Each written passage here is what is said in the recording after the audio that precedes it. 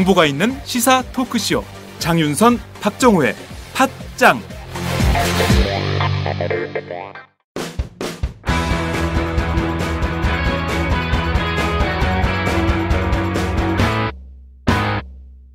색깔 있는 인터뷰. 색깔 있는 인터뷰 시작하겠습니다. 벌써 4.13 총선 끝난 지 한 달여 되어 가는 것 같습니다. 이제 곧 20대 국회 개원이 될 텐데요. 앞으로 진보정당 한국 정치에서 어떤 역할을 맡게 될까요? 오늘은 심상정 정의당 대표를 모시고 자세한 말씀 듣도록 하겠습니다. 대표님 어서 오세요. 네, 안녕하세요. 네, 너무 오랜만에 나오셨어요. 너무 자주 나오는 거 아니에요? 아닙니다. 네. 작년에 모시고 처음 모시는 것 같은데요. 네. 근데 우리 장윤정 기자님하고는 항상 보는 것 같은 느낌.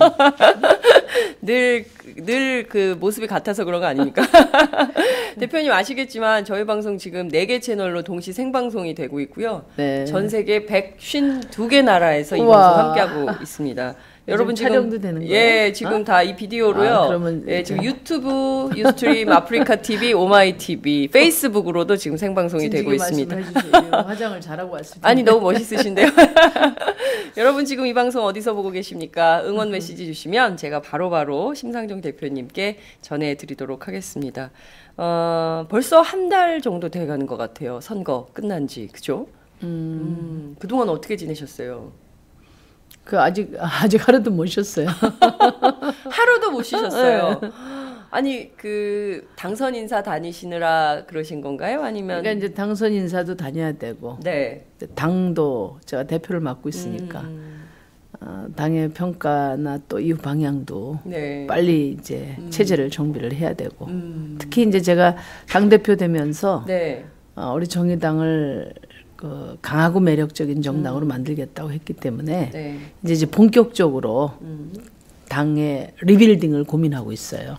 네. 당의 리빌딩. 네. 궁금한데요. 본격적인 당의 리빌딩이 어떻게 진행이 될까? 네, 이제 가시적으로 네. 어떤 국민들께 좀 획기적인 것을 내놓는 그런 역할은 이제 원내에서 해야 될 거고. 네네. 이제 이번에 우리가 이제 총선을 치르면서도 많이 느꼈는데, 네.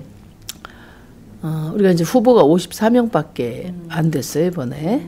사실은 이제 54명의 지역구 후보를 가지고 네. 큰 성과를 내기가 절대적으로 한계가 있더라고요. 아직 그만큼 네. 저희 당이 이제 허리도 취약하고 뿌리도 약하고. 그렇습니다. 그래서 중앙당은 중앙당대로 네. 정책 제일 민생 정당으로서의 면모를 확실하게 갖추는 네. 그런 이제 시스템을 구축을 하고 네. 또 전당적 교육 그리고 이제 젊은 정치인들을 육성하기 위한 프로그램을 본격적으로 가동할 예정이고요. 네. 지방 조직은 이제 그동안에 우리가 한 3년 좀 넘었잖아요. 이제 4년 차 들어가는데 중앙당 만들고 시도당까지 이제 아직 시도당이 정식 창당을 못한 곳도 있습니다. 우리. 그래서 이제는 이제 지역위원회를 중심으로 해서 지역위원회까지 좀 제대로 구축하는 단계로 나가야 한다. 그래서 지역위원회 중심 체제로 전환하기 위해서 네. 지금 이제 시도당들과 머리를 맞대고 있습니다. 그렇군요. 네. 오히려 선거 끝난 다음에 더 일이 더 많아요. 많을 수밖에 원래 없고. 제가 당 대표 되고 나서 사실은 네.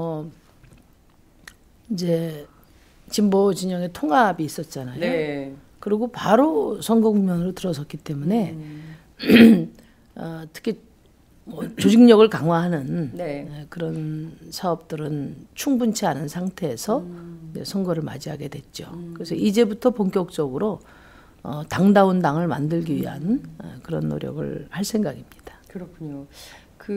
정책 제일 민생 정당 노선은 사실 진보 정당에게 정말 제일 중요한, 사실 네. 그동안 민주노동당 시절부터 지금까지 이어져 온 그 정책 노하우로 결국에는 박근혜 새누리당 후보, 당시 2012년 대선 후보마저도 당시 이제 민주노동당 정책을 갖다 쓰는 뭐 이런 일까지 있었기 때문에 정책에 있어서야 전문성은 정말 뛰어날 텐데 이번 총선 결과에 대해서는 좀 어떠셨어요? 좀 실망스럽다는 생각은 좀 안 드셨습니까?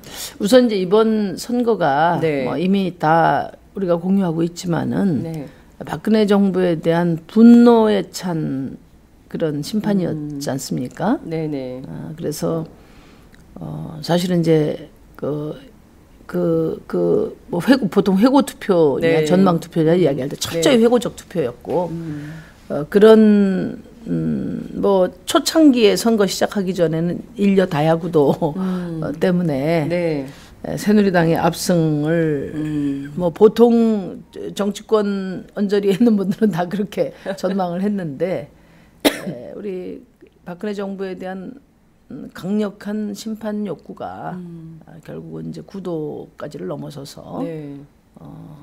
더불어민주당을 일당 만들고 또 그 일당에 대한 심판으로 또 국민의당을 네. 이제 호남일당으로 만들고 네. 호남일당.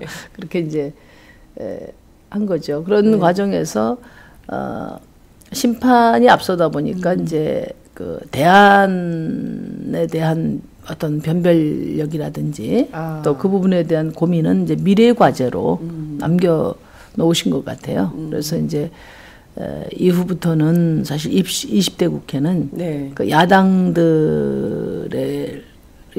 실천을 이제 매의 눈으로 지켜보실 거라고 저희는 생각을 합니다. 근데 그런 와중에 이제 저희가 7.2% 6석을 얻었는데 저희 뭐 두 자릿수 의석수 또 두 자릿수 지지율을 목표로 한 데 비해서는 네.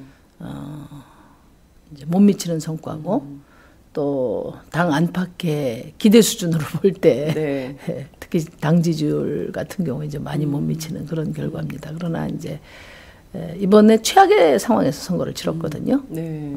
그러니까 선거법 개혁됐죠. 네. 그다음에 제1야당 분열돼서 저희가 졸지에 4당으로 밀린 네. 상태에서 선거를 치렀고 또 그 야권 연대가 안 됨으로써 이제 지역 당선자가 최소화되고 그다음에 뭐 그러다 보니까 당연히 언론 환경도 매우 안 좋고 그래서 최악의 선거 최악의 상황에서 떠내려가지 않고 네. 이후에 도약을 할 수 있는 최소한의 교두보를 확보했다. 그런 점에서는 진전된 현상 유지다. 이렇게 보고요. 아까도 제가 말씀드렸지만 아직까지는 굉장히 허약한 체질로 허약한 체력으로 저희가 이번 선거를 치렀다는 점을 감안한다면은 저희는 뭐 이제 앞으로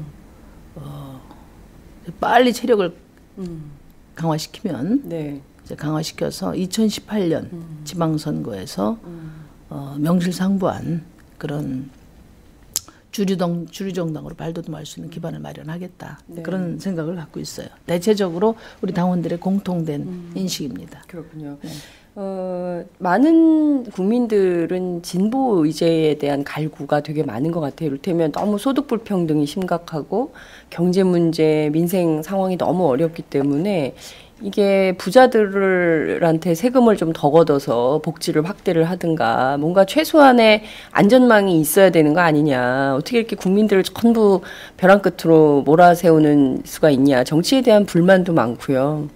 저희가 14월 동안 전국을 돌아다니면서 현장 취재를 해보니까 정말 분노가 위기일발 수준이더라고요. 여차하면 한 대 칠 수 있는 막 그런 극단적 상황에 내몰린 분들이 많았는데 이렇다면 그 서구의 정치에 빗대면 그렇다면 우리도 스페인처럼 그리스처럼 이렇게 뭔가 진보 정당이 약진해야 되는데 그렇지 않단 말이죠. 이게 결국에는 국민의 문제인지 진보 정당의 문제인지 또 뭔가 좀 이렇게 새로운 느낌, 이를테면 막 신선하다, 뭐 이런 참신하다 이런 느낌이 별로 없었던 문제가 있지 않냐 이런 비판 평가도 있던데 그런 점은 좀 어떻게 보세요? 그러니까 이제 진보 정당이 반세기 만에 출연해서 네. 이제 많은 기대를 이제 그 모았었잖아요. 네.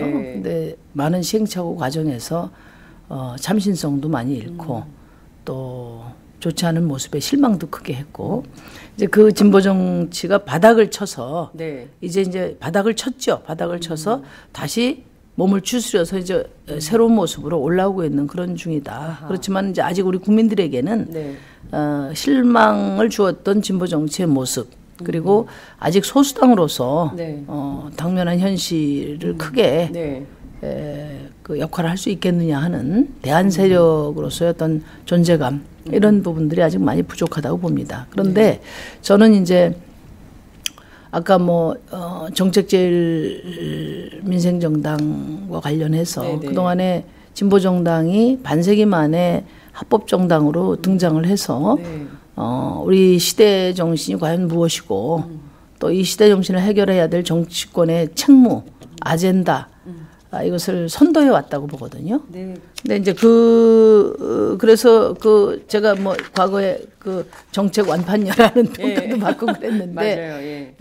이제 문제는 보수에서부터 진보까지 대통령 후보 공약이 같은 나라는 대한민국밖에 없을 거예요. 경제민주화 복지. 근데 중요한 것은 네. 그렇게 정치권에서 통일된 시대 정신을 외쳤지만은 달라진 상황이 없죠. 더 심각해지고 맞아요. 있지 않습니까? 네. 지금 상위 10% 하위 10% 그 격차가 OECD 평균 5배에서 7배인데 우리는 지금 11배가 넘고 있거든요. 그런 것 때문에 이제 중요한 것은 내거는 그 포장 레토릭이 아니라 실제 신뢰 정치가 네. 이제 앞으로 핵심이다. 그러니까 아마 이제 제가 생각할 때 이번 선거에서도 저는 지역구 선거를 하면서 그런 걸 많이 느꼈는데 네. 얼마만큼 언행이 일치되는가, 믿을 만한 정치인인가, 네. 또 믿을 만한 정당인가 하는 것이 앞으로 굉장히 중요한 기준이 될 거라고 봅니다. 저는 앞으로 정치의 가장 큰 그 단원 저 단어는 신뢰다. 신뢰. 네. 정치 언어는 신뢰가 될 거다. 소통이니 협치니 이런 얘기 많이 하는데 네. 그건 정치에서 기본이죠. 네. 이제 안 되고 있고 안 하고 있기 때문에 계속 말로서 소통과 협치를 주장하는데 그냥 소통을 하면 됩니다. 말할 필요 없이. 네. 그래서 이제 중요한 것은 포퓰리즘 정치, 또 용두사미 정치 이런 데에 대한 불신이 이제 야당 심판이라는 말까지 나오게 네. 한 거라고 보거든요. 그런 점에서 이제 정책제일민생정당이라고 이야기하는 것은 우리 국민들의 그 삶의 현실에 뿌리박고 있으면서 실현 가능한 그런 대안들을 잘 만드는 것도 필요하고 근데 정책은 지금 굉장히 많이 나와 있습니다. 네. 정책이 없어서 안 되는 게 아니에요. 그래서 이제 이런 정책들을 실현하는 데는 정치권의 무슨 논의만 가지고 되는 것이 아니라 이해 당사자들과 네트워킹을 통해서 말하자면 경제민주화 추진 주체 세력을 저는 잘 조직하는 것이 중요하다. 정의당이 경제민주화 주체 세력들을 잘 조직하고 또 끈끈한 네트워크를 만들 때 그럴 때 정의당이 경제민주화 원조정당으로서 신뢰를 모아갈 수 있다. 그런 생각입니다. 그래서 단지 그 책상머리에 앉아서 네. 정책 잘 만들고 하는 것이 아니라 그거는 지금 일당 이당들이 네. 그 많은 정책 예산, 정책 자원을 가지고 더 잘 만들 수 있겠죠. 네. 중요한 것은 그것을 이해 당사자들, 주체의 힘을 어떻게 함께 만들어갈 거냐 하는 문제가 있고, 그다음에 두 번째는 일관성 있게 끝까지 해서 결국 결과를 만드는 그런 것이 중요하다.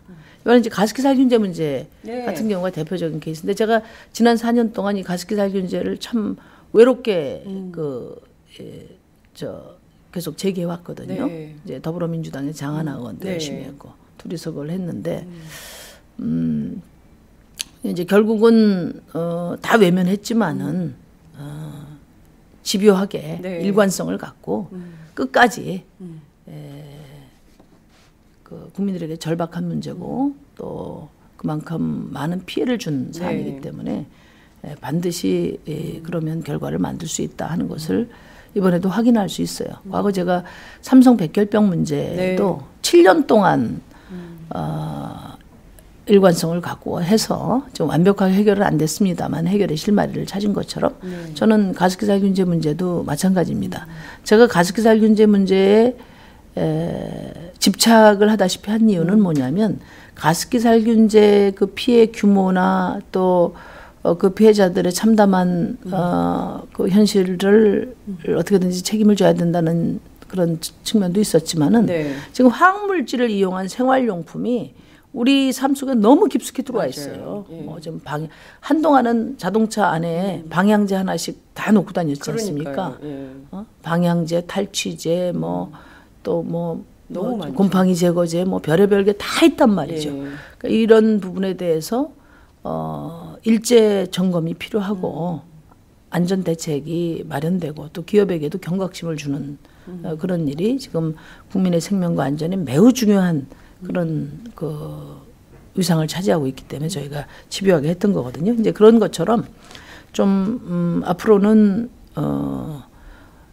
어떻게 책임질 건가, 또 정책을 어떻게 실현할 건가에 대해서 정치는 결과로 말한다고 이야기를 했는데 우리 국민들도 이제는 말이 아니라 결과로 평가하는 그런 시대로 접어들지 않겠나 이렇게 생각합니다. 그러니까요. 말씀하신 대로 지금까지 해오신 역할들 쭉 보면 그래도 박근혜 대통령은 원칙과 신뢰를 지킬 거라고 생각했는데 그 기대가 완전히 어긋나면서 신뢰도 원칙도 다 떠났는데 보니까 소통도 안 하더라 해서 거기까지 온 것 같아요. 근데 이제 다시 심상정 대표님 말씀처럼 신뢰, 원칙, 그다음에 끈질기게 국민 편에서 함께 싸우는 노력, 성실함 이런 정치, 책임지는 정치가 평가받는 시대가 곧 오지 않을까 싶은데요. 이른 아침인데 많은 분 저희가 원래 9시부터 방송을 시작을 하는데요. 생방송은 그렇습니까? 예, 근데 이제 대표님 일정 때문에 저희가 1시간 땡겨서 8시에 하는데도 많은 분들이 지금 댓글로 응원 메시지를 보내주고 계십니다. 노광훈님께서 하루도 못 쉬다니 유유. 이제 곧 쉬러 갈 거예요. 네, 곧 쉬러 가신답니다. 안심하세요. 저는 지금 참고로 부천에서 이 방송 보고 있습니다. 하셨고요. 독일에서 보고 있습니다. 지금 새벽 1시 넘었네요. 이런 의견 있었고요. 와, 심 누나다, 이쁘시다. 김지환님께서 이쁘시다고. 연세가 어떻게 되시는지 갑자기 궁금합니다. 정의당이 옳은 일에 강한 목소리를 내는 진짜 야당스러운 모습을 보였다면 이번 총선에서 더 좋은 결과가 나오지 않았을까요? 정의당 이슈가 있을 때 더민주와 다른 한 발 더 진보 시민의 목소리를 대변해 주시기 바랍니다. 더불어민주당과 차별화를 보여주세요. 에릭 D라는 분께서 제가 좋아하는 신불리 나오셨네. 하하하 이렇게. 심 대표님 당선 축하드립니다. 정의당과 같은 진보정당이 더 많은 국민들의 지지를 받기 위해서는 노동당, 녹색당과 연대해야 되지 않을까요? 김재정님께서 이런 의견 주셨습니다. 최인경님께서요. 힘내세요. 하트 3개 보내주셨고요. 네, 지금까지 너무나 훌륭한 역할 해오셨습니다. 앞으로도 화이팅 하시기 바랍니다. 이런 의견들 지금 올라오고 있습니다. 와우! 거래처 노총각 김대리 드디어 장가간대요. 축하 화한 보내야겠어요. 어디로 꽃 주문할까요? 꽃 주문은 꽃주문닷컴이지. 꽃주문닷컴요? 그럼 우리나라에서 축하화한, 근조화한 잘 만드는 꽃집이 다 모여 있어. 가격, 품질, 배송 전부 다 꽃주문닷컴. 전화번호부터 적어도 1544-6430. 꽃주문닷컴은 언제나 좋은 상품과 정확한 배송으로 소비자의 만족을 추구합니다. 팟캐스트 듣는 사람들끼리 서로 돕고 삽시다. 꽃주문닷컴은 팟짱을 후원하고 있습니다. 1544-6430 꽃주문닷컴 1544-6430. 꽃주문닷컴은 현재 회원사도 모집 중입니다. 전국에 계신 꽃집 사장님들 지금 당장 전화주세요. 꽃주문닷컴은 생산자, 유통자 모두를 보호합니다. 저희가 이제 20대 국회가 곧 개원을 하게 될 텐데요. 이제 노회찬 신임 원내대표가 노심초사하지 않겠다. 이렇게 또 그분은 정말 말을 잘 만들어내는 것 같아요. 입장을 밝혔는데 이 6명이 해낼 역할 굉장히 중요할 것 같아요.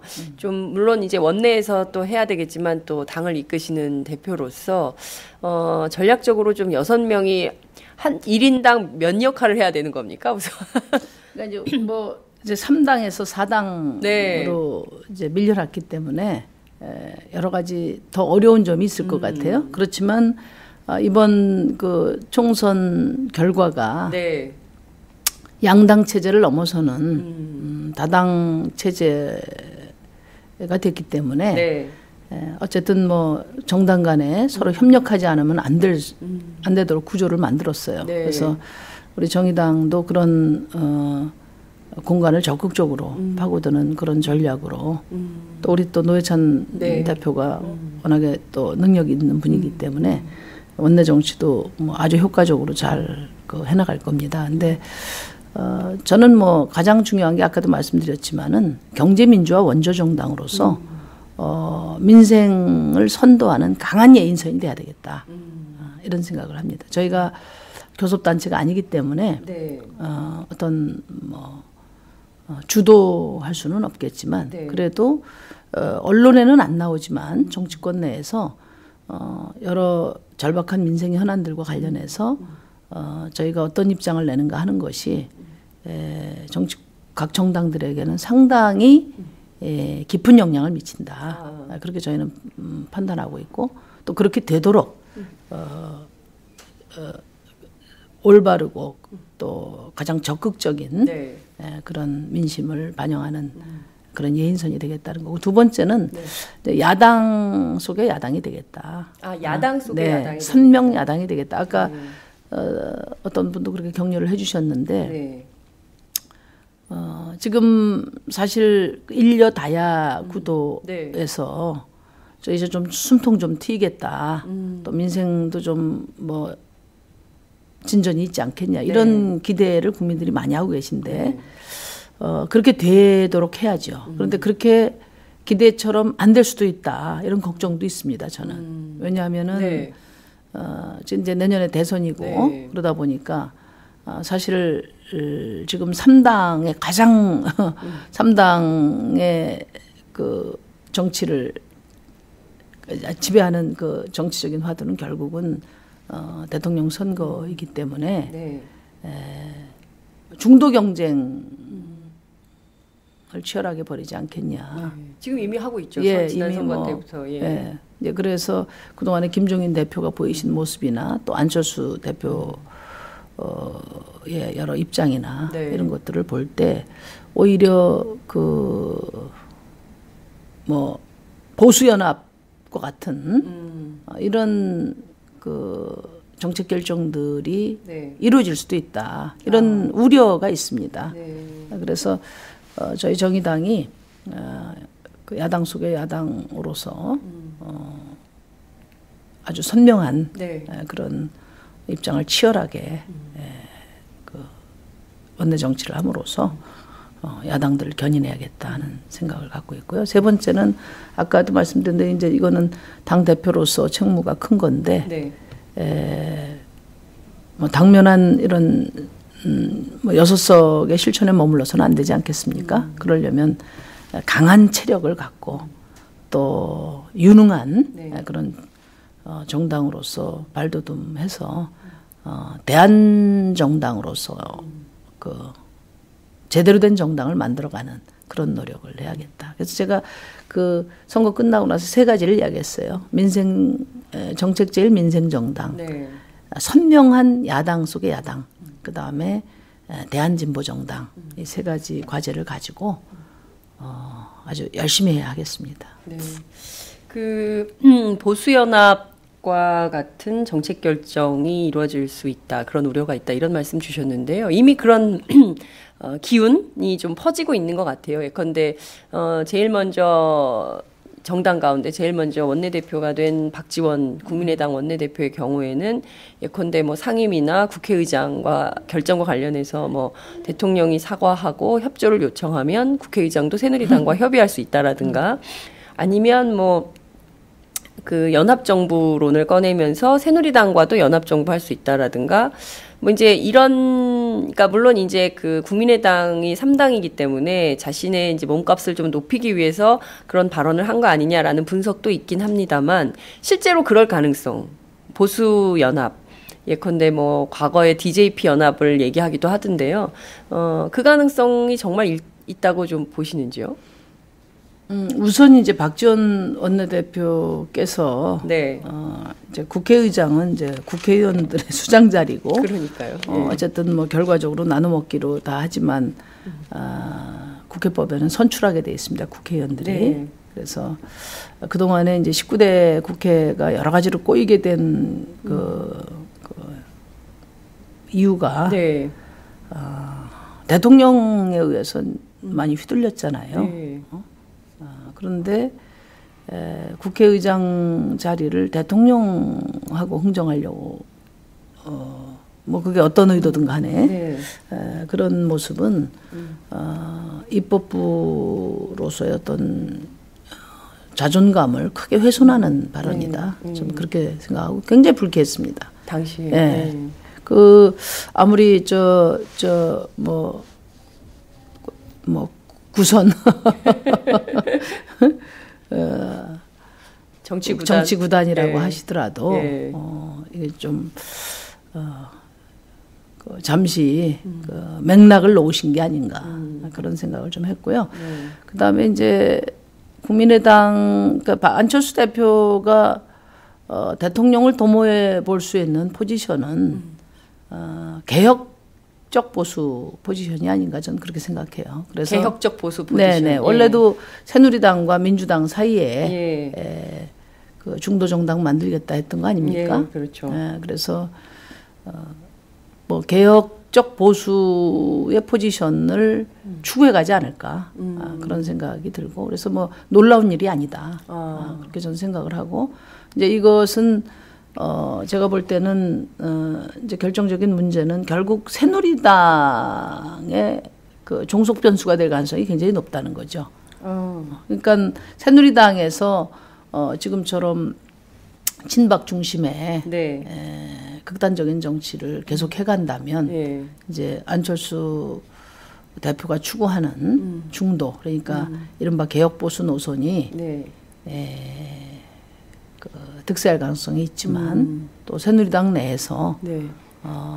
건전하고 개혁적인 그런 보수 세력이 중심을 잡으면 안철수 대표의 포지션은 매우 불안정해질 수밖에 없다. 지금도 새누리당 지지율이 다시 복귀하느냐 안 하느냐에 따라서 그러니까요. 지금 국민의당 지지율이 많이 출렁거리는 것과 같은 맥락이 아닌가 그렇게 생각합니다.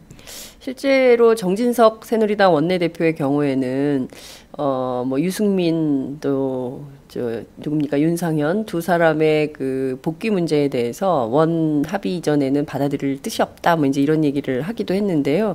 이를테면은 안철수 대표가 새누리당과 함께 연대해서 예컨대 내년 대선 준비하는 구도로 간다면 그때부터 국민의당은 야당입니까 여당입니까 어떻게 봐야 됩니까? 글쎄 뭐 새누리당하고 연대를 네. 그 공식화해서 뭘 추진하기는 쉽지는 않겠죠. 왜냐하면 호남이 지금 지지 기반이기 때문에 네. 호남의 보수화도 많이 이야기를 하지만은 어쨌든 그 새누리당과의 공식 연대에 네. 대해서는 뭐 호남 민심과의 조율이 매우 중요한 과제가 될 거예요. 그래서 그 쉽지 않으라고 보는데 제가 말씀드린 것은 네. 선거 구도는 지금 예단하기가 좀 이르다. 예. 지금 다당 구도에서 여러 가지 그 불확실성이 있죠. 과거의 네. 공식 가지고 적용하기가 그런 점에서 조금 지켜봐야 된다고 보고 네. 다만 이제 포지션 노선을 어떻게 가져갈 것인가 할 때 네. 아까 제가 말씀드린 것처럼 기본적으로 새누리당의 개혁적인 네. 그 지지 세력들을 어떻게 흡수하느냐가 중심 전략이 될 수밖에 없다.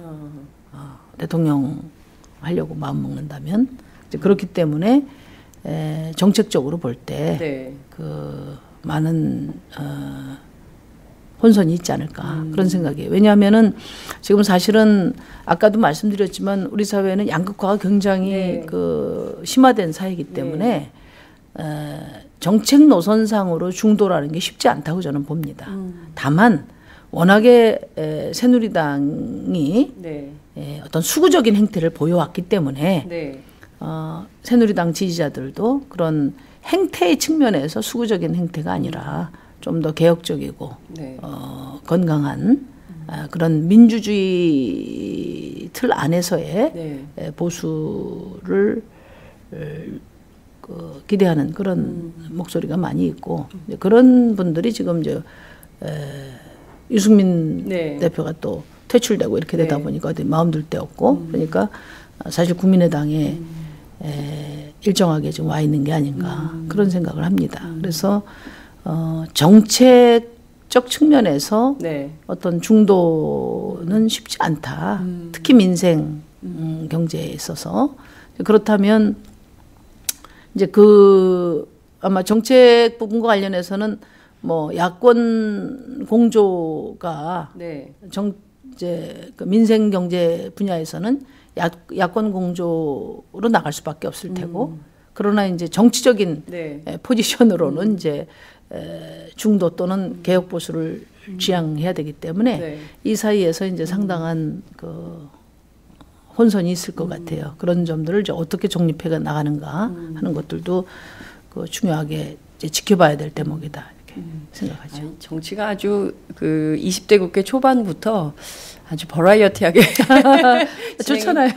국민들 입장에서 좋습니다. 근데 이제 이 국민들에게 도움이 되는 방향으로 정치 발전이 이루어져야 되는데 어찌됐든 대선을 중심으로 이게 돌아가기 시작하면 그때부터는 막 그 혼란만 가중되고 정책은 실현되는 게 없고 이렇게 될까봐 그런 걱정이 좀 그러니까 됩니다. 이제 국민들께서 이제 앞으로는 저는 그 많은 변화가 있을 거라고 생각해요. 아까도 말씀드렸지만 사실 이제 저 같은 경우도 언론에서 전부 뭐 아주 초박빙 맞아요. 승부처로 보고 특히 야권 단일화가 안 됐기 때문에 그 이제 비관적으로 보는 분들도 많았어요. 제가 선거 끝나고 굉장히 어려울 것이다. 선거 끝나고 우리 친정에 어버이날 갔더니 우리 어머니가 그러시는 거예요. 저는 뭐 시간이 없어서 TV도 볼 시간이 없었지만 어느 종편인가를 보니까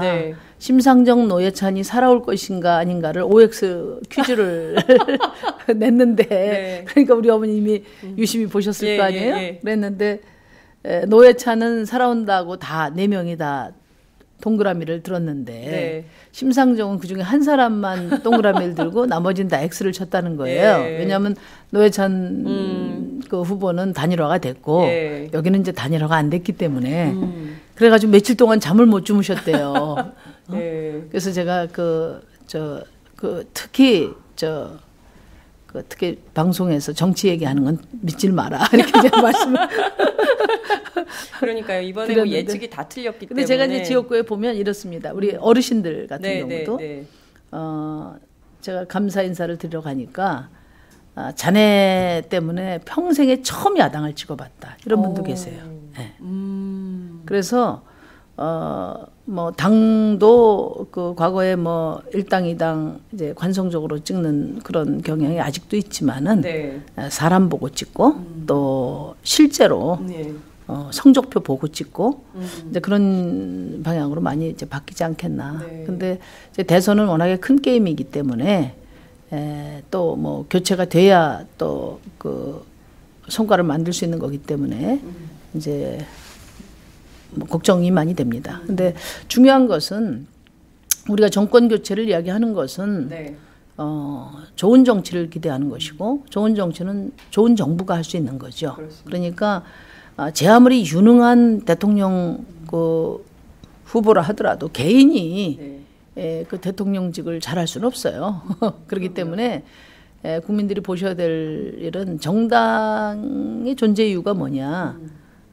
더 유능하고 네. 더 책임 있는 정부를 준비하는 그런 조직이 바로 정당이고 그래서 정당의 대통령 후보가 돼야 되고 또 그 정당의 집권이 돼야 된다. 그런 점을 중심에 놓고 보시면 이제 어떤 정당의 자체 능력 갖고 안 되면 이렇게 합쳐서 이렇게 정부를 구성하면 정말 잘하겠구나 하는 그런 다양한 상상력을 아마 그 발휘해 주신다면 아마 뭐 이번 대선도 참 의미 있는 대선이 되지 않겠나 그렇게 생각합니다. 연관되는 질문이어서 하나 더 여쭙겠습니다.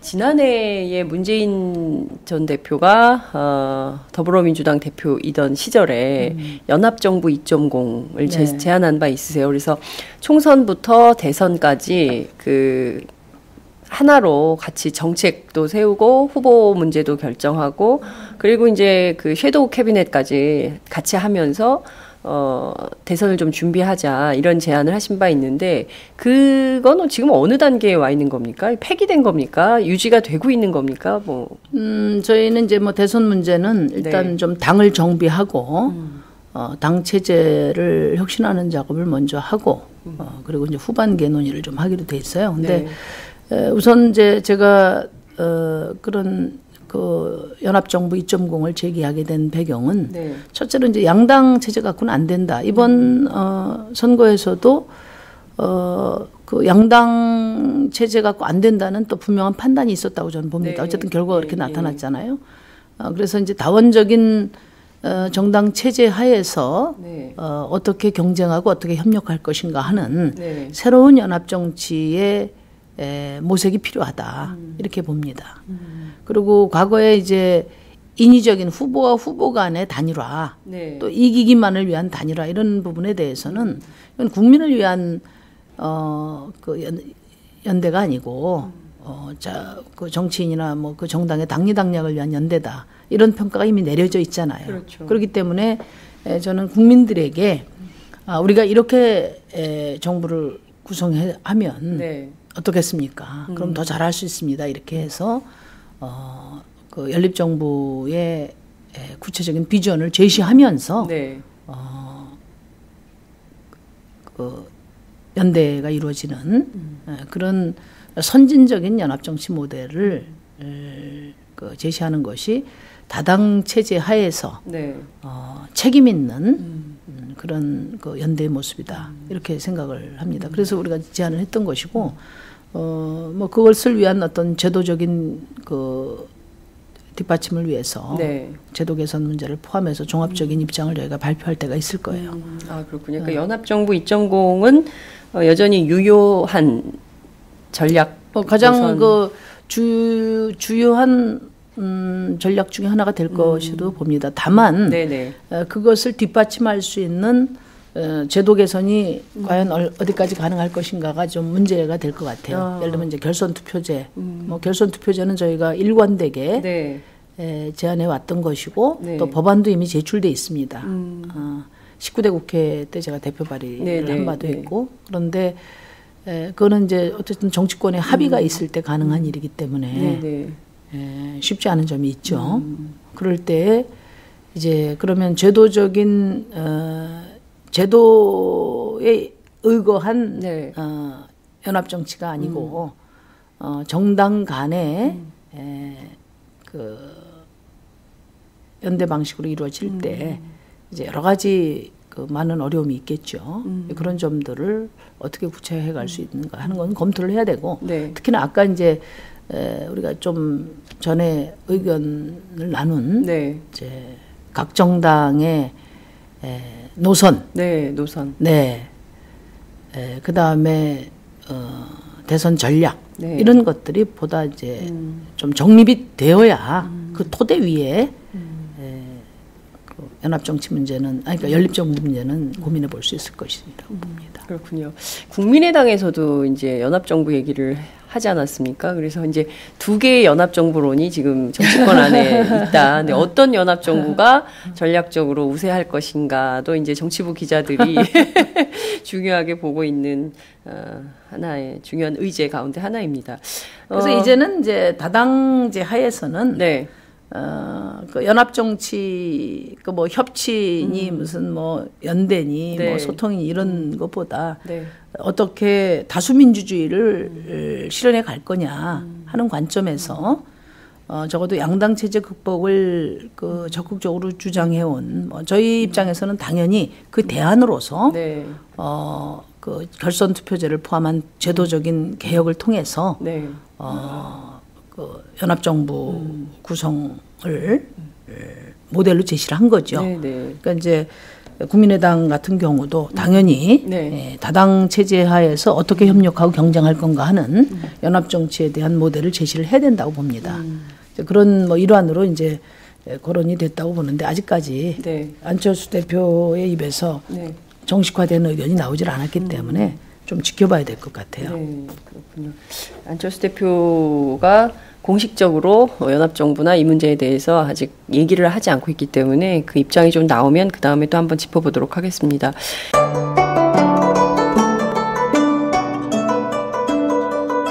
안녕하십니까. 저는 정도전을 15년 전에 최초로 소설로 썼던 작가 임종일입니다. 사실 정도전을 소설로 쓰는 데만 10년이 걸렸는데 그 시절 무명의 고달픈 심신을 양꼬치와 고량주로 달래주었던 풍무 양꼬치. 풍무 양꼬치는 월드컵 4강의 기쁨도 나라골 우습게 돌아가고 분통이 터질 때도 늘 함께했던 안식처이자 사랑방이었습니다. 진짜 정의파인 주인장은 세상을 뒤집어푼 남자 정도전을 누구보다 먼저 알아보았고 그래서 제 소설 정도전은 역사의 곡이 없습니다. 풍무 양꼬치 역시 맛과 양심이 살아있습니다. 좋은 사람끼리는 꼭 만나야 합니다. 어떻습니까? 오늘 풍무 양꼬치에서 만납시다. 2호선 구로 디지털 단지역으로 오세요. 예약 문의 02809-9292 02809-9292. 팟짱 애청자라고 하시면 정성 가득 담긴 서비스도 나갑니다. 20대 국회 개원 앞두고 있는데 사람들은 이제 19대 국회 다 끝났다고 생각을 합니다. 왜냐하면 상임위도 열리지도 않고 쟁점은 지금 굉장히 많이 있습니다. 뭐 가습기 살균제뿐만 아니라 여러 노동과 관련된 노동개혁, 뭐 구조조정 여러 가지 이슈들이 있지만 특히 이제 어버이연합 게이트도 그리고 또 이제 법조비리 문제도 뭐 심각한 현안은 많은데 19대 국회는 이제 끝난 건가요? 그렇게 생각하는 사람들이 많은데 얼마 전에 버킷리스트를 발표하셨어요. 어제 바로 19대 국회에서 꼭 이거는 해야 된다 발표를 하셨는데 개점 휴업 상태인 국회 이래도 됩니까? 어떻게 보세요? 그러니까 이제 이게 문제인데요. 네. 그 이제 지금 할 일 뒤로 미루면서 뭐 뒤에서 잘 하겠지. 다음에 잘하겠다 이렇게 그건 보장할 수가 없는 거거든요. 물론 이제 구조 변화가 있죠. 네. 지금은 이제 새누리당이 일당이니까 네. 새누리당이 반대하면 아무것도 못 하는 것이고 20대 국회는 이제 여소야대 국회니까 네. 뭐 좀 힘있게 해보겠다 이렇게 생각할 수는 있는데 그러나 어쨌든 총선을 통해서 네. 이제 민심이 정확하게 확인이 됐기 때문에 적어도 총선을 통해서 제1당이 되고 여소야대가 된 상황에서는 야당들이 그 총선 민심에 부응하는 긴장감을 가지고 밀린 숙제들에 대해서 최선을 다하는 모습을 보여줘야 됩니다. 네. 그래야 19대 때 안 되더라도 20대 국회 때 그게 힘을 가질 수 있다고 보거든요. 근데 지금 질에 모든 걸 다 20대 국회로 넘기는 이런 태도에 제가 굉장히 답답함을 느껴요.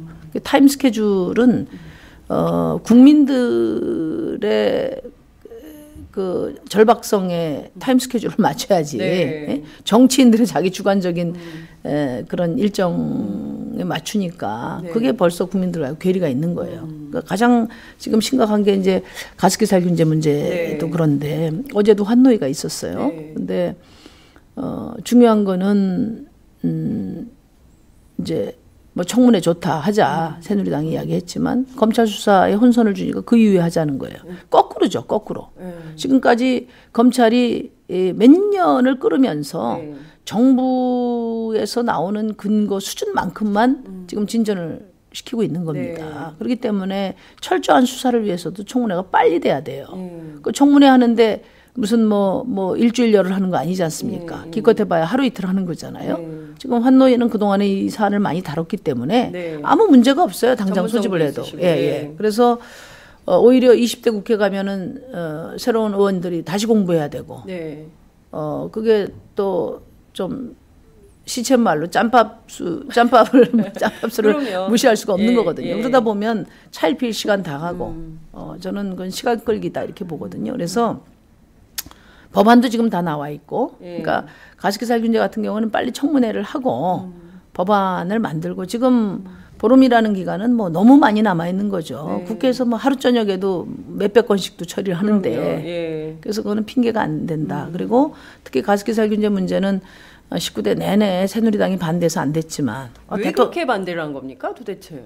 그건 이제 정부가 책임질 일이 아니다는 정부의 입장이 있었고요. 생산자와 소비자 간의 문제다. 그래서 뭐 관료들의 특성이라는 게 어떠한 경우에도 책임지지 않는다. 이 철칙이 그죠? 그게 있고 그다음에 두 번째는 이제 뭐 결국은 기업을 대변하는 기업 측을 주로 대변하는 그 입장에 서다 보니까 안 된 건데 새누리당은 거기도 국민들의 대표 아닙니까? 국민들 투표로 뽑힌 분들인데 왜 국회에만 가면 기업 대변을 하느라고 그렇게 정신이 없는 건지 정말 이해할 수가 없어요. 그러니까 국민들이 그걸 아시고 이번에 평가를 그렇게 해주신 거라고 보는데 어쨌든 그래서 가습기살균 문제는 더 미룰 이유도 없고 아니 대통령께서도 말씀하셨잖아요. 새누리당이 왜 대통령 말씀을 안 듣는지 모르겠어요. 그래서 그래서 가습기살균제 좀 빨리 하자는 거고 그다음에 또 절박한 게 세월호 특별법 같은 경우에 이제 6월 말로 지금 특조위 시한이 돼 있기 때문에 제한돼 있기 때문에 이것도 더 미룰 이유가 없는 거죠. 또 미뤄서는 안 되고. 그래서 원점에서 다시 시작하려면 그게 되겠습니까? 아무리 그렇죠. 여소야대라도 이제 그게 있고. 그다음에 이제 뭐 누리과정 문제도 있어요. 누리과정 문제는 제가 이번에 안 넣은 이유는 그게 어떤 지금 법 개정도 법 개정이지만은 정치적인 해법이 빨리 마련이 돼야 되기 때문에 이제 리스트에는 제가 넣질 않았는데 아마 주중에 시도교육감들과 야당 대표들 간의 자리가 마련될 것으로 봅니다. 그래서 어쨌든 이 두 가지 문제하고 그다음에 최소한 박근혜 정부 때 지나치게 역주행한 건들이 있지 않습니까? 많죠. 이 문제에 대해서는 야당들이 의지 표명을 해줘야 된다. 그 국민들이 바라는 거다. 그게 이제 국정교과서 문제가 있고 그다음에 위안부 굴욕 협상 문제가 있고 그다음에 개성공단 문제가 있죠. 그다음에 테러 방지법 문제가 있습니다. 근데 이제 개성공단 문제는 정책 영역이라서 제가 빼놨고 그렇게 해서 이제 5대 과제를 이야기를 한 거예요. 세월호 문제하고 가습기 문제 가장 핵심적인 수많은 사람을 죽였던 이 두 가지 19대 국회 가장 큰 민생 현안 이 두 가지 그리고 그 대표적인 역주행 국정교과서 문제 또 뭡니까 위안부 문제 그다음에 테러 방지법 이 문제에 대해서는 분명한 야당이 그 결의안을 통과시키든지 해서 결의안을 발의를 해서 의지를 좀 분명히 보여줄 필요가 있다. 물론 19대 국회까지는 여대 야소기 때문에 관철은 안 된다 하더라도 적어도 압도적으로 표를 몰아준 국민들의 바람은 이런 절박한 문제에 대해서 야당들이 최선을 다하는 모습을 확인하고 싶을 겁니다. 그런 점에서 제가 이야기를 했어요. 근데 온통 지금 뭐 상임위 배분도 해야 되고 국회의장도 뭐 선출해야 되는데 온통 지금 신경이 다 거기가 있고 민생 현안이나 이런 시급한 현안은 전부 립서비스로 다 끝나버렸단 말이에요. 그러니까 대단히 안타깝죠. 낙선하신 분들은 그냥 안 나오시나요? 그런 얘기도 있더라고요. 그래도 끝까지 책임과 의무를 다해야 되는 정치인의 도리 이런 게 있는 거 아닌가요? 뭐 상임위 소집되고 하면 다 네. 나오실 거예요. 우리 한노희도 어제 나오셨어요. 네, 그렇군요. 그러니까 그런 노력들이 좀 필요할 것 같다는 말씀을 좀 주셨고요. 또 하나 이제 제가 지금 여쭤볼 시간이 다 돼가지고 이제 빨리 진도를 좀 내야 될 것 같은데 구조조정 문제 너무 심각한 상황인데요. 이것도 지금 정부가 아무런 대책이 없는 것 같아요. 뭐 이렇게 무슨 그 재난 지역을 선포한다든가 아니면 뭐 재교육 훈련 받을 때 46,000원인가요? 한 1인 개인에 대해서 뭐 그런 정도의 교육 훈련 비용을 대준다든가 뭐 이런 정도인데 이런 걸로 과연 실업 대책이 될 수 있는 거냐. 벌써 이제 어제 현대중공업도 3,000명 해고 감원서를 내놨고 울산, 통영, 거제 이 지역에 무려 2만 명 해고 얘기가 나오는데 이것도 좀 뭔가 좀 아무런 대책이 없는데 이것도 좀 짚어봐야 되는 거 아닌가 싶어요. 대우조선소 중심으로 해서 조선소에 벌써 한 2만 5천 명 이미 퇴출됐다고 보시면 됩니다. 이미. 네. 그리고 이제 그 3천 명 이야기하는 건 정규직 이야기를 하는 거고요. 정규직. 하청하고. 예. 그래서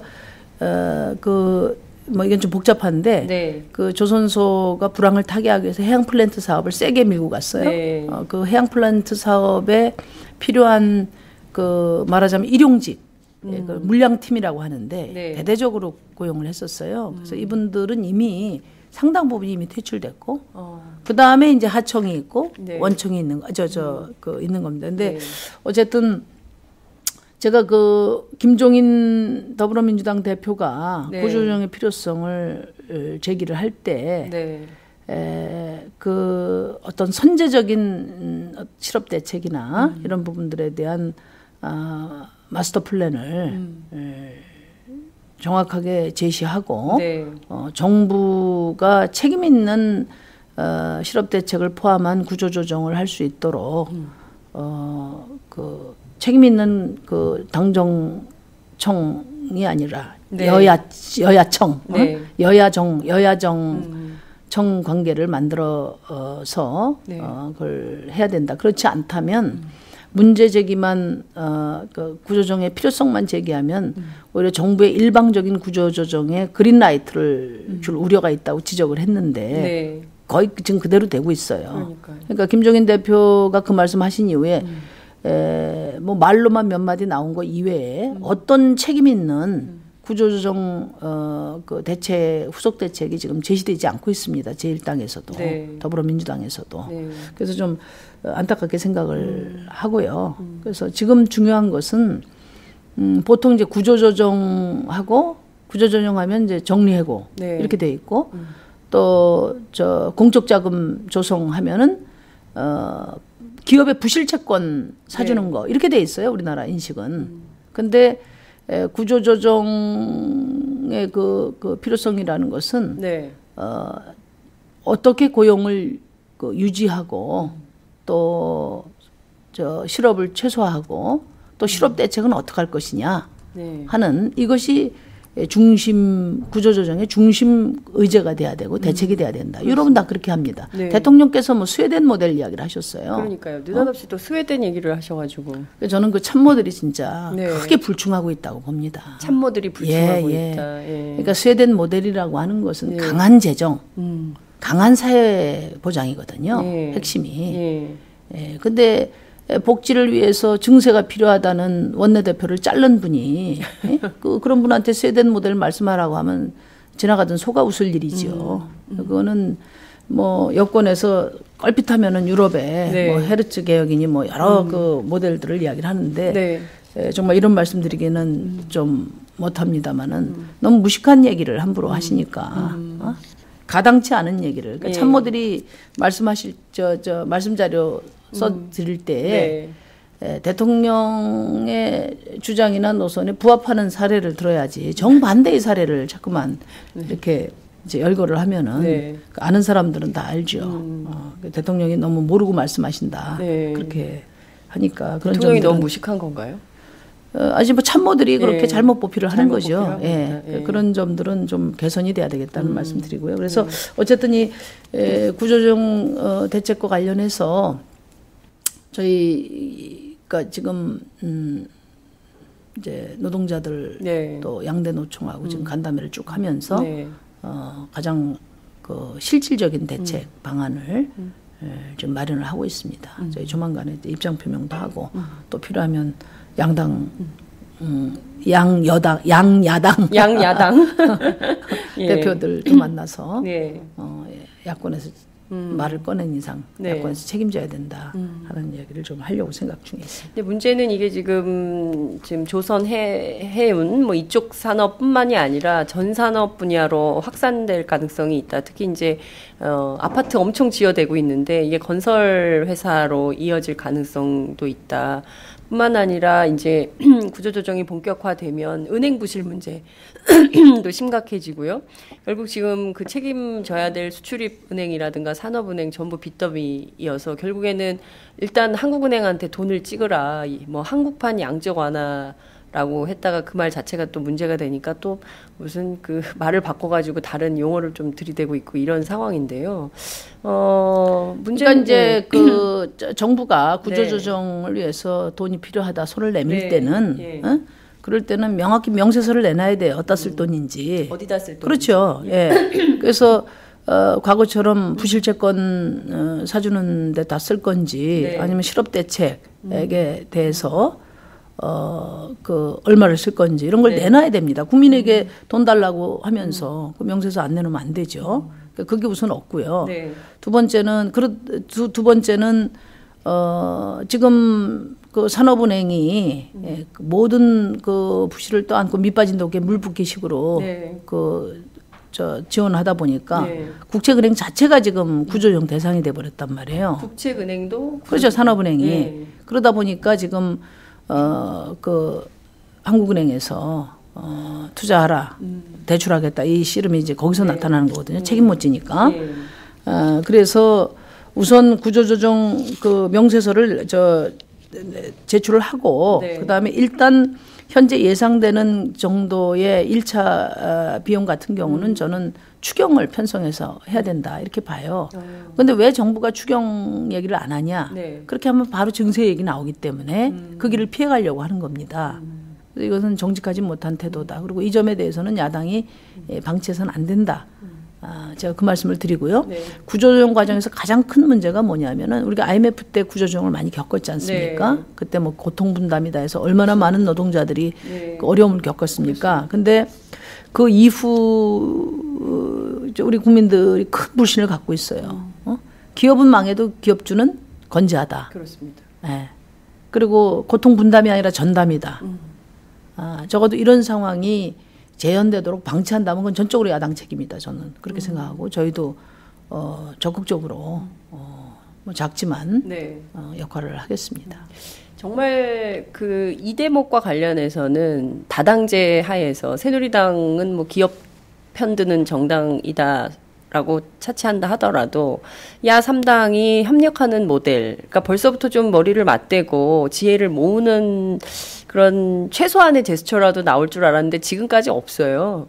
그래서 경쟁과 수싸움만 치열하죠. 경쟁과 수싸움만 치열하고 지금까지 사실은 19대 국회 때도 야당 간에 그때는 뭐 더불어민주당과 정의당이었는데 협력이 가능했던 경우가 별로 많지 않아요. 국정교과서 문제. 그것도 사실은 저희가 먼저 제안을 그러니까 해서 그때도 심 대표님께서 먼저 제안하셨죠. 그 성사가 된 건데 그러니까 국민을 먼저 생각해야 되고 이번에 이런 그 구조를 우리 국민들이 만들어준 것은 이제 야당을 이제 평가하겠다. 시험대에 올려놓은 것이다 이렇게 생각을 해야 됩니다. 그리고 이제 국회의원들도 새로 당선되신 분들 이제 큰 각오를 갖고 들어오시겠지만은 저만 해도 그래요. 저는 뭐 나름대로 이제 지난 4년 동안에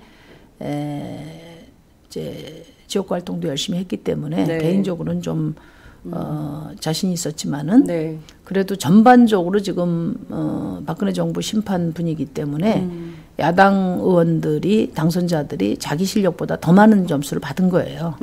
그 점을 어떻게 열심히 해서 채울 것인가, 책임을 질 것인가 하는 문제도 깊이 생각을 해야 된다.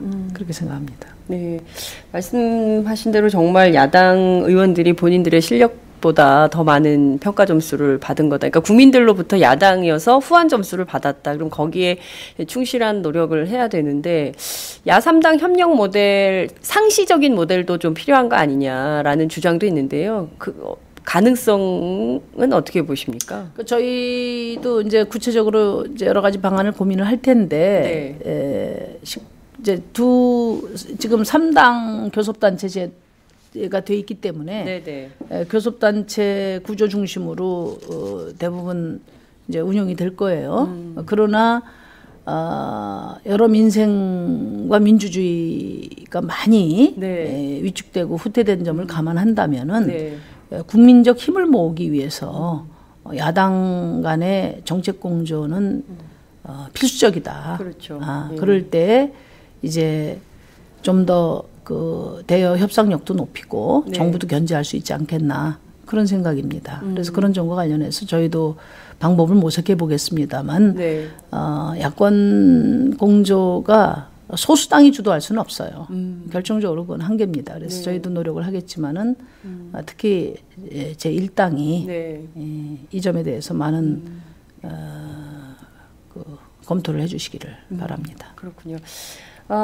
정말 중요한 민생이 많이 걸려 있는 20대 국회인데요. 이제 3선 의원이 되셨어요. 진보정당 3선 의원 처음 아니신가요? 처음이죠. 그러니까요. 제가 보니까 대한민국 정치 역사에서 진보정당이 배지를 달고 3선에 성공한 유일한 의원이신 여성. 어쩌다 보니까 수도권 최다 득표자가 됐어요. 수도권 최다 득표자. 왜냐하면 우리 지역구가 아마 가장 큰 지역구일 겁니다. 그러니까 선거 한 달 앞두고 한 그 선거구 개편. 우리 지역구 같은 경우는 게리맨더링 교과서에 나올 만한 사례인데 어쨌든 결과적으로 이제 이번에 그 많은 표를 얻는데 도움은 됐습니다. 하여튼 3선 제가 이제 이번 선거 결과를 보면서 이제 심상정이나 노회찬에 대해서는 이제 국민들이 대한 정치인으로서 이렇게 인정해 주셨다. 이렇게 보고 이제 정당은 더 노력해라. 이런 격려를 해 주신 거다. 이렇게 생각을 해요. 특히 이제 수도권에서 야권 단일화 없이 당선시켜 주신 것은 이제 대한 정치 세력으로서의 가능성을 인정해 주신 것이다. 이렇게 생각하고 저는 특히 당대표로서 정의당을 잘 키워서 새로운 대한정치 체제의 중심축으로 세우겠다. 그런 각오를 갖고 있습니다. 총선 때 더불어민주당은 문제는 경제야 이렇게 이야기를 했고 또 안철수 대표는 문제는 정치야 이렇게 이야기했지만 그 모든 얘기가 맞죠. 근데 그 정치를 바꾸기 위해서 진짜 중요한 것은 문제는 정당이야. 정당이 제대로 된 정당 모습을 갖추고 또 내용을 갖추고 그래서 그 권력과 또 국민들 사이의 가교 역할을 잘 하도록 하는 것이 중요하다 이렇게 생각합니다. 그리고 이제 저희는 뭐 저는 어차피 당대표이기 때문에 우리 정의당을 잘 키워가는 것이 중심이 될 테고 우리 이제 초선 의원들을 특별히 이제 주목해 주시기를 바래요. 이미 주목하고 계시지만은 우리 초사에 이번에 이제 저희가 상임위를 정하면서도 가장 중요한 민생 분야에 환경노동위, 보건복지위, 또 정무위 이렇게 해서 이제 제가 뭐 기회가 되면 정무위 쪽으로 갈 생각인데요. 어쨌든 그렇게 그 중심을 두고 그 다음에 이제 외교, 안보, 국방 분야 또 우리 김종대 단장이 충분히 발군의 실력을 발휘할 거라고 이렇게 봅니다. 그리고 이제 국방부가 쫄았대요. 그리고 이제 우리 그 특히 정치도 그렇고 정치가 잘 되기 위해서는 국회나 정당도 잘 개혁이 되지만 언론 환경이 매우 중요합니다. 네. 그런 점에서 특별히 제가 최선 당선자를 영입을 했는데 이제 미방위에 들어가서 언론 개혁 문제에 대해서 좀 역할을 잘 하실 걸로 봅니다. 민주 언론 시민 개혁연대에서 사무총장, 정책위원장 한 20년 하신 분이니까 아주 잘 하시리라고 봅니다. 그래서 좀 민생과 또 외교안보 그리고 언론 개혁 이런 걸 통해서 뭐 6석 작은 의석이지만은 민생 정치 시대를 여는데 저희 정의당이 앞장서겠다는 약속으로 오늘 말씀. 알겠습니다. 아유, 정말. 아니, 우리 장윤선 기자께서 갑자기 호출하셔가지고, 저도. 네. 너무. 오래간만에. 저 약 지금 62분 13초 흐르고 있는데요. 진짜 이렇게 알토란 같은 얘기를 들은 느낌입니다. 그러니까 많은 저희 청취자들께서 또 이 방송 지금 보고 계신 분들께서 역시 심상정이라는 정치인이 국회에 있으면서 이런 역할을 하니까 좀 이렇게 믿음직스럽다, 듬직하다 이런 생각이 좀 들 것 같습니다. 특히 6명의 저는 왠지 똘똘이 스머프들이 생각이 나요. 작지만 이게 똘똘하게 그 큰 덩치 큰 이런 동물들을 이렇게 좀 리드하면서 이끌고 이런 국회가 좀 되지 않을까. 그래서 저는 이제 마지막으로 제가 드리고 싶은 말씀은 뭐 상투적인 얘기가 될지 모르지만 진짜 정의당이 아주 소중하게 생각하는 그런 원칙이기 때문에 말씀드리면 아무리 뭐 좀 힘들더라도 시류에 영합하지 않고 가치 중심 정치를 해나가겠다. 그게 이제 정체성을 좀 또렷이 해야 되지 않겠어요? 모든 정당이. 그다음에 두 번째는 반대도 뭐 필요하면 세게 해야죠. 그렇지만 대안을 가지고 경쟁하겠다는 거고요. 세 번째는 이 용두사미 정치하지 않고 뭐 당장 실현되기 어려운 그 과제라 하더라도 일관되게 해서 반드시 결과를 만드는 그런 책임 정치를 하겠다. 그게 이제 저희 당에서 아주 소중하게 지켜갈 원칙으로 제가 당선자들하고 공유를 했습니다. 카라멜 마끼아또님께서 비 오는 아침입니다. 인천에는 지금 비가 내리고 있습니다. 서울도 비가 내리던데. 네, 서울도 지금 비가 내리고 있다고 하는데요. 지금 그 출근하는 버스 안에서 방송 보고 있습니다. 이런 의견. 역시 그 신불리는 국회에서 사자호 하실 때 시민을 위한 정치 해주시기 바랍니다. 20대에서도 정의당에서 목소리 높여주시고요. 국민들을 위해서 대변해 주십시오. 정치인 자녀 중에도 신불리 아들이 제일 좋습니다. 제일 잘생겼나 봐요. 네, 아까 텔레비전 뉴스 보니까 옥시 문제는 실질적으로 20대 국회로 넘어갔다고 하는데 이거 이래도 되는 겁니까? 이런 의견이 있고요. 세월호부터 제발 좀 먼저 힘쓰셔서 밝혀주셨으면 좋겠습니다. 어버이연합 게이트 이번엔 반드시 뿌리 뽑아 주시기 바랍니다. 대한민국을 수술해 주세요. 국회의원 특권 내려놓고 사법 수술하고 언론 수술하고 재벌을 수술하라. 이런 의견. 김종대를 끼워주세요. 국방비리 제대로 밝혀주시기 이미 바랍니다. 충분히 커 있는데 뭘 더 커. 그러니까요. 6명이 일당백 하시기 바랍니다. 정의당을 응원합니다. 더불어민주당이 제발 오른쪽으로 더 이상 못 가도록 견인 좀 해주세요.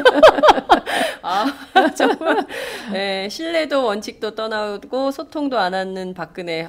진짜 이런 의견들 주고 계셨습니다. 오늘 출연해 주셔서 너무 감사드리고요. 촉촉히 비오는 아침 정말 염색할 시간도 없으시대요. 사실 정치인들이 이렇게 국민들을 늘 만나는 일이기 때문에 이렇게 그 미모에도 상당히 신경을 쓰셔야 되는데 염색조차 못하고 저희 팟짱 나와 주셨습니다. 너무 감사드리고요. 하얀 머리가 지금 화면을 통해서 나왔습니까? 아니요, 하얀 머리 안 나. 최대한 가려주세요. 예, 오늘 너무 감사드리고요. 바쁘시더라도 이렇게 가끔 출연해 주셔서 알겠습니다. 정책 설명 꼭 해주시기 바랍니다. 오늘 말씀 정말 잘 들었습니다. 고맙습니다. 고맙습니다. 오늘도 오마이뉴스 10만인 클럽 후원 회원님들의 발길은 이어지고 있습니다. 국민이 속지 않고 믿을 수 있는 언론을 기대합니다. 시민을 위한 언론, 오마이뉴스가 진보 종편으로 꼭 성공하기를 빕니다. 시민들의 판단에 위한 충실한 진실 전달자가 되어주세요. 민주주의가 왜곡 후퇴하는 이 불의하고 참담한 현실이 하나하나 타개되길 소망합니다. 오마이뉴스를 믿고 응원합니다. 장윤선, 박정호의 팟짱 후원하시는 10만인 클럽 회원님들의 가입 동기입니다. 참 절박하죠? 오마이TV가 보수 정편이 외면한 진실을 생생하게 전달하겠습니다. 내 손안의 스마트 진보 종편, 월 1만 원이면 됩니다. 지금 바로 전화주세요. 02733-5505, 내선 번호는 0번, 공용 핸드폰은 010-3270-3828입니다. 정권과 자본 앞에 할 말하는 당당한 오마이TV. 팍팍 밀어주세요!